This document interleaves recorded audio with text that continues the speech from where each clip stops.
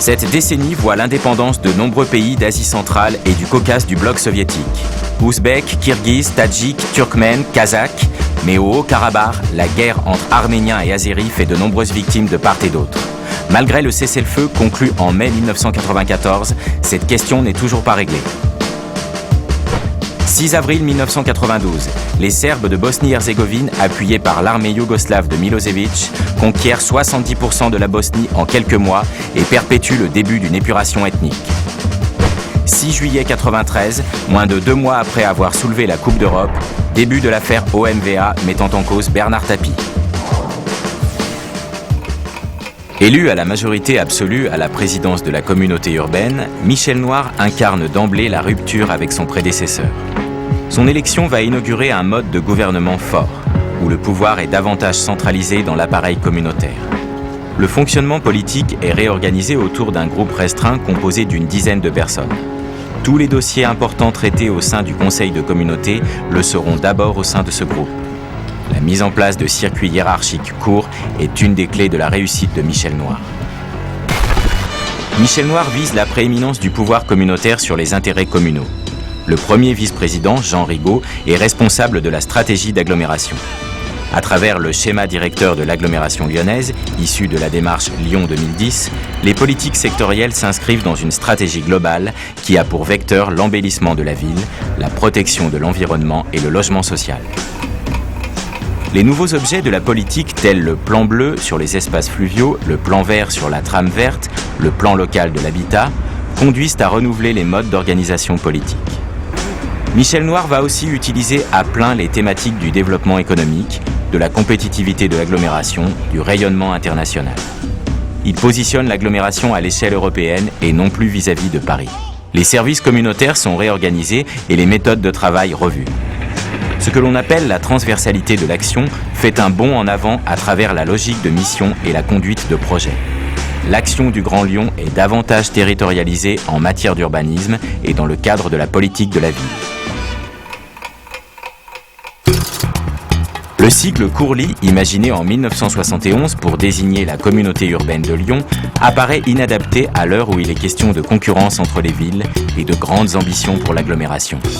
Le nouveau nom retenu, le Grand Lyon, a incontestablement des avantages. Il autorise une identification immédiate au territoire de la seconde agglomération de France. Il donne une image plus dynamique à l'établissement et a l'avantage de se traduire dans toutes les langues. Il va permettre aussi à l'ensemble des acteurs du territoire, les entreprises, les associations, de bénéficier de l'image de la métropole. La région urbaine de Lyon s'étend au département de la Loire en 1991. Elle ne devient pas une plateforme politique pour gouverner la métropole, ce qu'avait espéré Michel Noir, car l'opposition des départements est trop forte.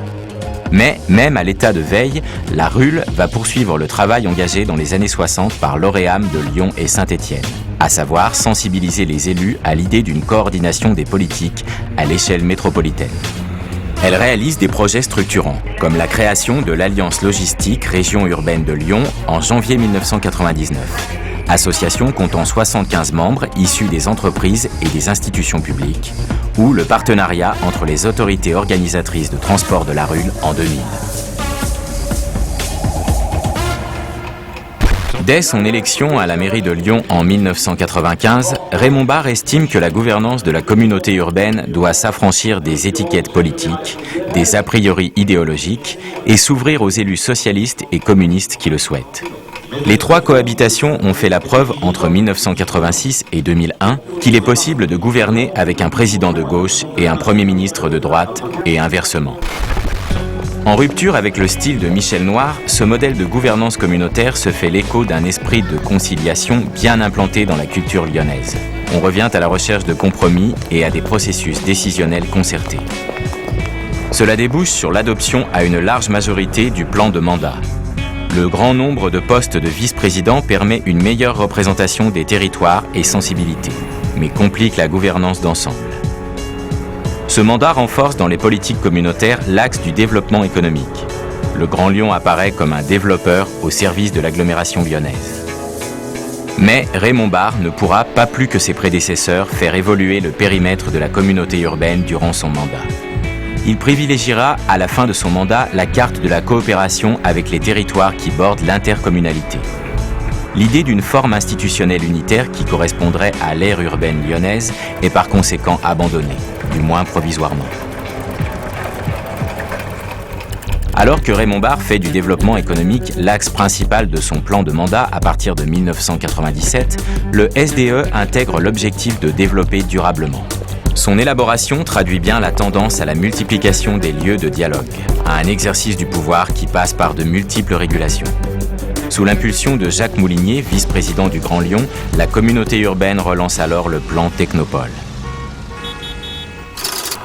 Ses principaux objectifs sont la valorisation de la recherche et de l'innovation, le soutien à la création et au développement d'entreprises, le développement de pôles de compétences et l'accompagnement des territoires.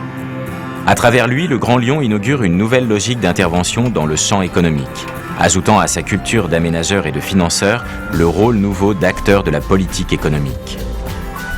Le plan met l'accent sur 2 domaines d'activité, la santé avec les sciences et technologies du vivant d'une part et les nouvelles technologies d'information et de communication d'autre part. Pour définir un projet d'agglomération et y associer la société civile, Raymond Barre crée en cette fin de décennie la mission prospective et stratégie d'agglomération. Son discours est très explicite sur la nécessité d'aller au-delà des compétences dévolues à la communauté urbaine pour penser l'avenir de l'agglomération. Il initie la démarche Millénaire 3 pour animer son projet. La volonté est de faire intervenir de nouveaux interlocuteurs, collectifs ou individuels, afin de tirer parti des capacités d'innovation des uns et des autres et d'assurer une adhésion aux politiques mises en œuvre. Millénaire 3 permettra d'aborder au sein du Grand Lyon les questions d'éducation, de santé, de création et de culture, de loisirs, d'innovation. L'établissement aura étoffé progressivement son répertoire de rôles durant les années 90.